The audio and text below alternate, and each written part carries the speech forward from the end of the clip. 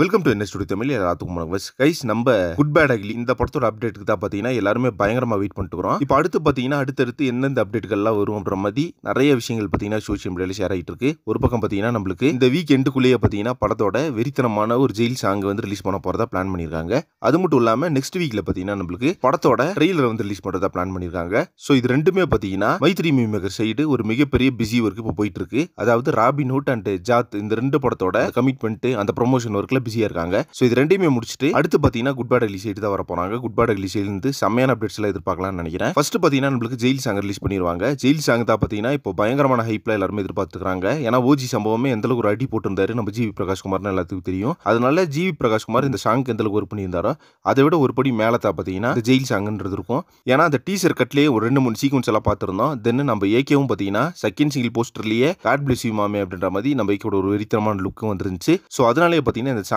மேலே இந்த ஹைப் அப்படின்றது தொடர்ந்து கிளம்பிட்டே தான் இருக்குது. வெயிட் பண்ணி பார்க்கலாம் இந்த சாங்கோட அப்டேட் எப்போ கொடுக்குறாங்க அப்படின்னு சொல்லிட்டு. இந்த மந்த் எண்டுக்குள்ளேயே பார்த்தீங்கன்னா second single update, trailer update, trailer எப்போ ரிலீஸ் பண்ண போறாங்க அப்படின்ற அப்டேட் ரெண்டுமே வந்துடும் அப்படின்ற மாதிரி எதிர்பார்க்கப்படுது ஃபேன்ஸ் மத்தியில்.